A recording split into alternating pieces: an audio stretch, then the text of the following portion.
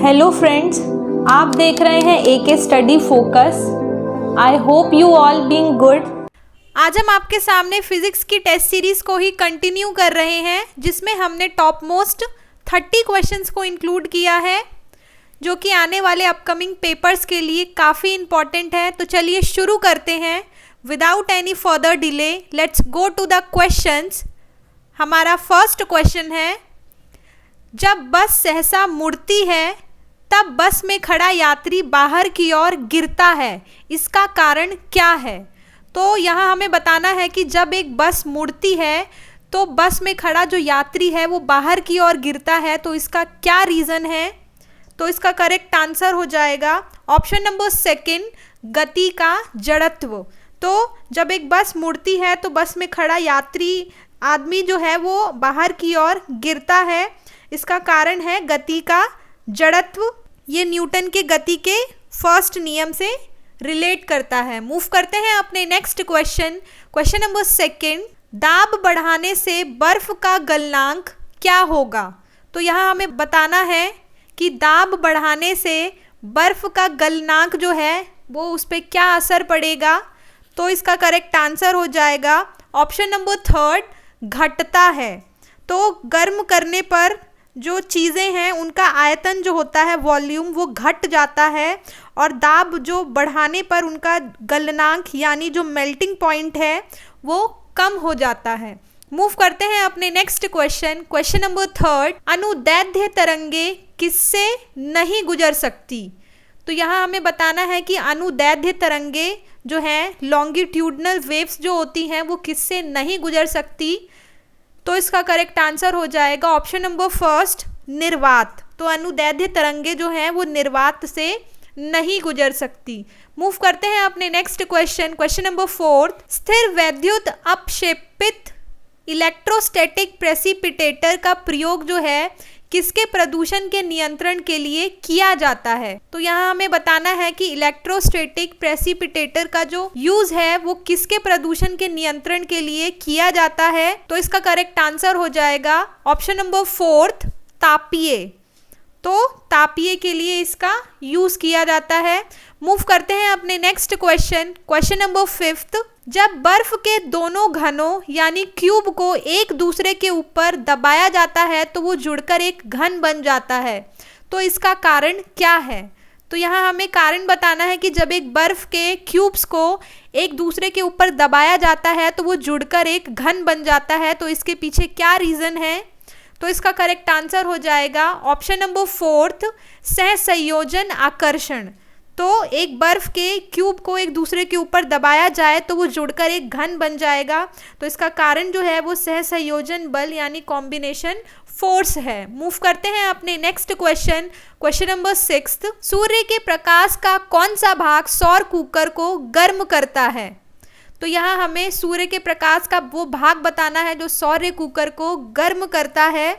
तो इसका correct answer हो जाएगा ऑप्शन नंबर थर्ड, अवरक्त। तो सूर्य के प्रकाश की अवरक्त जो किरणें होती है वो सौर कुकर को गर्म करती है। मूव करते हैं अपने next question. Question number seventh, यदि किसी कण का वेग समय graph y is equals to mt+c द्वारा निरूपित हो तो कण चल रहा है। तो यहाँ हमें बताना है, तो इसका करेक्ट आंसर हो जाएगा ऑप्शन नंबर थर्ड, एक समान त्वरण के साथ। तो जो उसका कण होगा वो एक समान त्वरण के साथ चलेगा। मूव करते हैं अपने नेक्स्ट क्वेश्चन। क्वेश्चन नंबर 8, निम्नलिखित में से कौन सी घटना पहले हुई थी? तो यहाँ पे 4 घटना दी हुई है, उनमें से बताना है कि सबसे पहले जो घटना हुई वो कौन सी हुई थी। तो इसका करेक्ट आंसर हो जाएगा ऑप्शन नंबर थर्ड, गुग्लिएल्मो मार्कोनी ने प्रथम बेतार संकेत भेजे। मूव करते हैं अपने नेक्स्ट क्वेश्चन। क्वेश्चन नंबर 9, आकाश नीला दिखाई देने का कारण क्या है? तो यहाँ हमें बताना है कि आकाश जो है वो नीला दिखाई देने का क्या कारण होता है। तो इसका करेक्ट आंसर हो जाएगा ऑप्शन नंबर सेकंड, प्रकाश का प्रकीर्णन। मूव करते हैं अपने next question. Question number 10, dynamo किस प्रकार की ऊर्जा को रूपांतरित करने का एक साधन है? तो यहाँ हमें बताना है कि डायनेमो जो है वो किस प्रकार की ऊर्जा को रूपांतरण करने का एक साधन है। तो इसका करेक्ट आंसर हो जाएगा ऑप्शन नंबर सेकंड, यांत्रिक ऊर्जा को विद्युत ऊर्जा में। तो डायनेमो जो है वो एक ऐसी मशीन है जिसके द्वारा यांत्रिक ऊर्जा को विद्युत ऊर्जा में बदला जा सकता है। मूव करते हैं अपने नेक्स्ट क्वेश्चन, क्वेश्चन नंबर 11। घड़ी में क्वार्ट्ज क्रिस्टल का काम किस प्रकार आधारित है?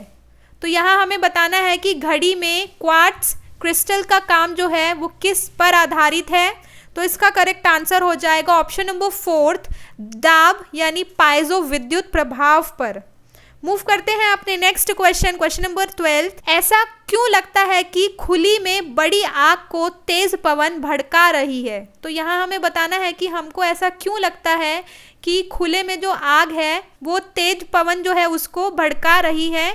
तो इसका करेक्ट आंसर हो जाएगा ऑप्शन नंबर 3, क्योंकि आसमान की गर्म वायु ऊपर उठती है और ठंडी वायु प्रवेश करके आग को भड़काने जैसा प्रभाव डालती है। मूव करते हैं अपने next question, question number 13। Lamp की बत्ती में तेल ऊपर चढ़ता है क्योंकि? तो यहाँ हमें बताना है कि लैंप की जो बत्ती होती है उसमें जो तेल होता है वो ऊपर चढ़ता है। तो इसके पीछे क्या कारण है? तो इसका करेक्ट आंसर हो जाएगा ऑप्शन नंबर 4, केशकीय क्रिया परिघटना के कारण। मूव करते हैं अपने नेक्स्ट क्वेश्चन, क्वेश्चन नंबर 14। वायुमंडल में पैराबैंगनी किरणों का अवशोषण कौन करता है? तो यहाँ हमें बताना है कि वायुमंडल में पैराबैंगनी किरणों का जो अवशोषण करता है, एब्जॉर्प्शन करता है, वो कौन करता है? तो इसका करेक्ट आंसर हो जाएगा ऑप्शन नंबर 3, ओजोन। तो ओजोन परत जो है वो पैराबैंगनी किरणों को अवशोषित कर लेती है, जिससे जो है पैराबैंगनी किरणें जो हैं वो हमारी अर्थ की सरफेस पर कम आती है। मूव करते हैं अपने नेक्स्ट क्वेश्चन, क्वेश्चन नंबर 15। निम्नलिखित में से किसमें निम्न तापी इंजनों का प्रयोग किया जाता है? तो यहाँ हमें बताना है कि किसमें निम्न तापी इंजनों का यूज़ किया जाता है। तो इसका करेक्ट आंसर हो जाएगा ऑप्शन नंबर 3, रॉकेट। तो रॉकेट में निम्न तापी इंजनों का यूज किया जाता है। मूव करते हैं अपने नेक्स्ट क्वेश्चन, क्वेश्चन नंबर 16। कांच की कौन सी किस्म तापरोधी है? तो यहाँ हमें बताना है कि कांच की कौन सी किस्म जो है वो तापरोधी है। तो इसका करेक्ट आंसर हो जाएगा ऑप्शन नंबर 3, पायरेक्स कांच। तो पायरेक्स कांच को बोरोसिलिकेट कांच भी कहा जाता है और ये एक प्रकार से किस्म जो है ये तापरोधी है। मूव करते हैं अपने नेक्स्ट क्वेश्चन, क्वेश्चन नंबर 17। साधारणतः मरकत यानी पन्ना का रंग क्या है? तो यहाँ हमें बताना है कि मरकत यानी पन्ना का जो कलर होता है वो क्या होता है। तो इसका करेक्ट आंसर हो जाएगा ऑप्शन नंबर 3, गहरा हरा।